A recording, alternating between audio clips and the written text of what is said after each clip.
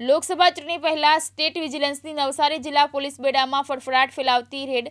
વિજિલન્સની રેડમાં ગણદેવી તાલુકાના રહેશ ગામેથી ગણદેવી પોલીસ સ્ટેશનની માત્ર 500 મીટરના અંતરે લાખોની કિંમતનો અંદાજિત 600થી વધુ વિદેશી દારૂની પેટી સાથે 7 જેટલી મોંઘીદાટ ગાડીઓ મળીને કુલ 98,27,000નો મુદ્દામાલ ઝડપાયો.